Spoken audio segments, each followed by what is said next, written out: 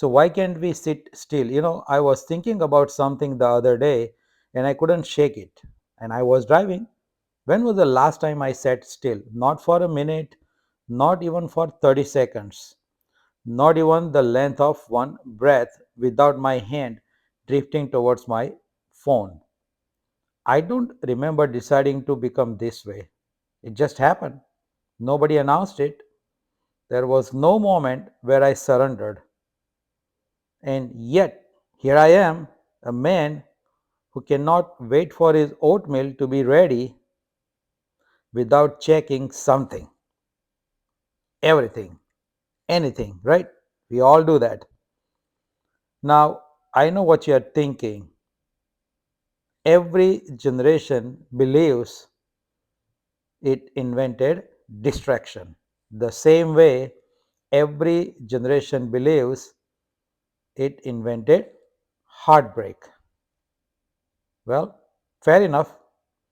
But there was a man named Aldous Huxley, I'm sure you heard about him, back in the 1930s, who saw something coming that I think we are only now living through completely.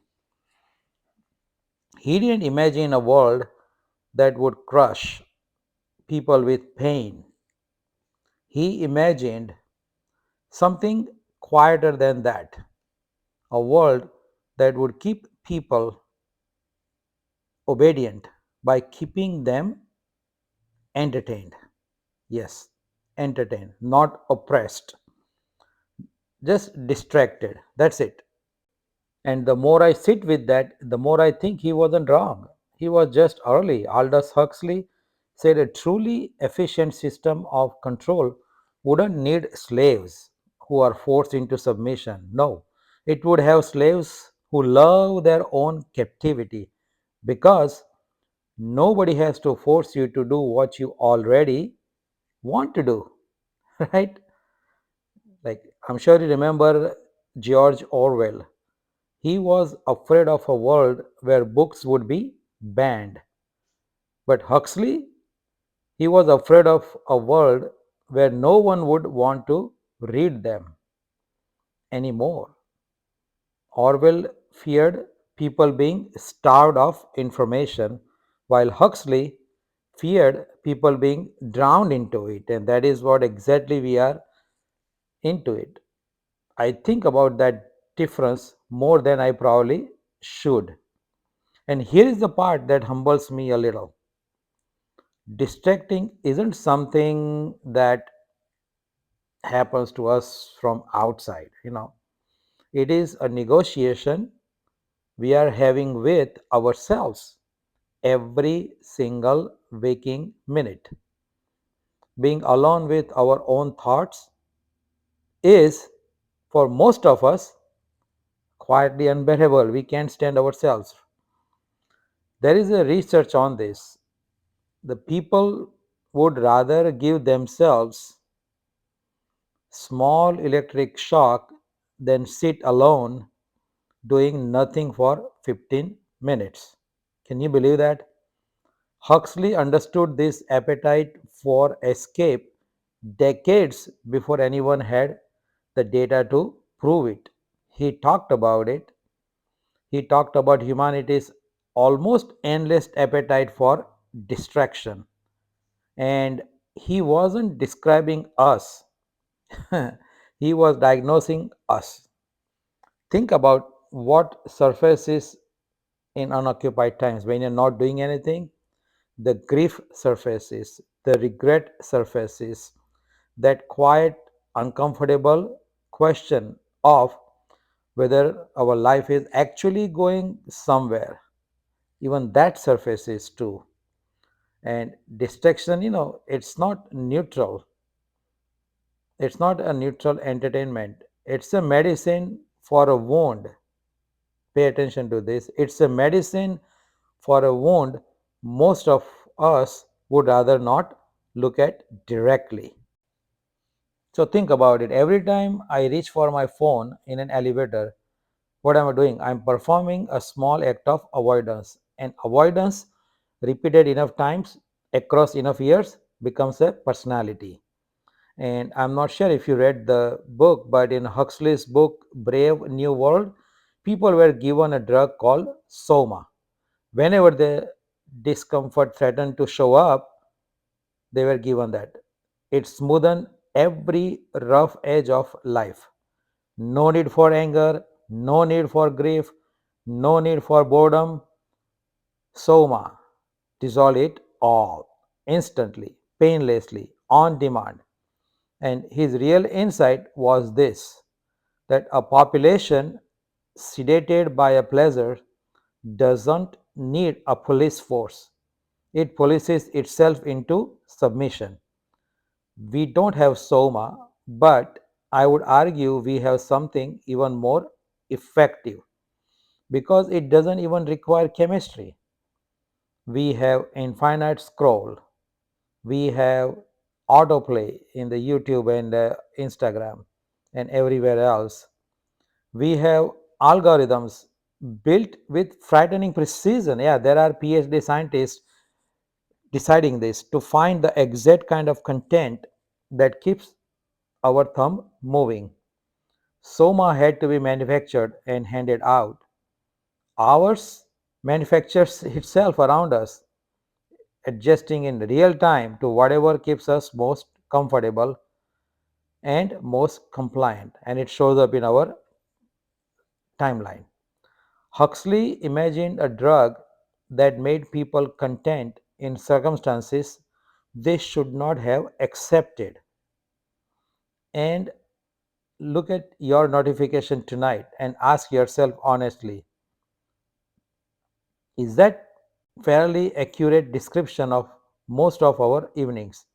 Here is where this stops being just an observation and starts feeling, at least to me, like something closer to a spiritual matter.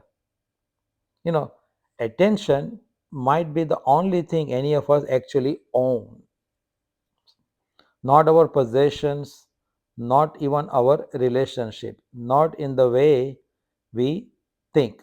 Remember this, the raw ability to direct our awareness towards one thing instead of another, that might be it. That might be the whole inheritance. That's the only thing we own. So Simon Weil said that attention is the rarest and the purest form of generosity. And if that's true, then losing our attention piece by piece is not just a modern inconvenience. It is actually the slow loss of our capacity to love anything at all, including ourselves. So Huxley feared a world where people would come to love the very things which is undoing them. He was describing without quite having the word for it. Yet, what we know now called the attention economy, an entire industry whose profits depend on our inability to look away. We are not the customers of these platforms. We are the products sold off piece by piece in units of attention to people who have calculated with more precision than most scientists and philosophers ever managed. They know exactly how fragile our focus really is. And there is an old idea, older than even Huxley, that boredom is not the enemy, it is a doorway. Like the guy named Kierkegaard believed boredom was the root of a lot of what goes on wrong in us.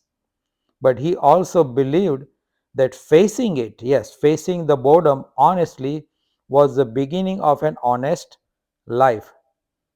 Pascal believed most of humanity's problem came from one simple failure, the inability to sit quietly in a room alone. How many can relate to that? What both of them understood, yes, long before any of this technology existed, is that unoccupied time isn't empty, it's full of exactly the material a person needs to actually become someone.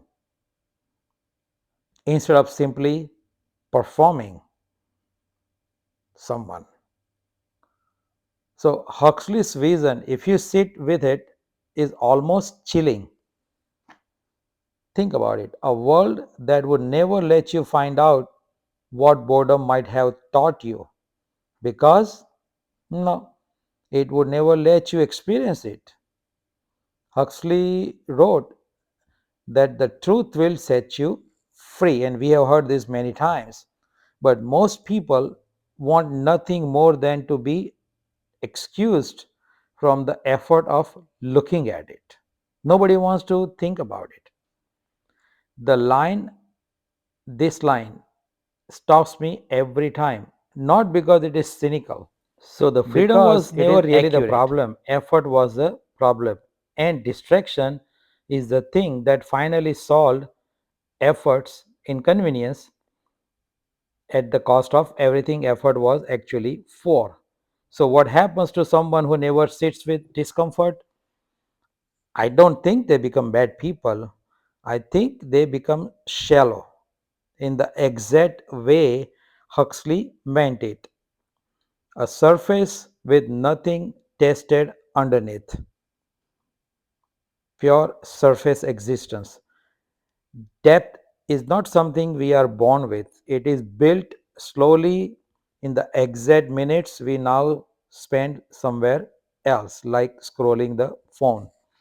Someone who has never been bored has also never had the chance to find out what they actually think, as opposed to what they have simply been shown. That is a big difference. Distraction doesn't just take our time, it quietly takes the version of us that would have existed if that time had gone somewhere else. And this is why I think Huxley's warning still lands almost 100 years later, sharper than most warnings issued yesterday. So, Huxley didn't predict a world that would punish thinking. He predicted a world that would make thinking unnecessary, then unfamiliar, then eventually unbearable. So, think about it. When was the last time you held a thought long enough for it to become uncomfortable? If you can't remember, I don't think that's a personal failure. I think it might just be the machine working exactly as it was designed to. I guess the only question left for me and maybe for you too is whether we intend to keep proving Huxley right. Think about it.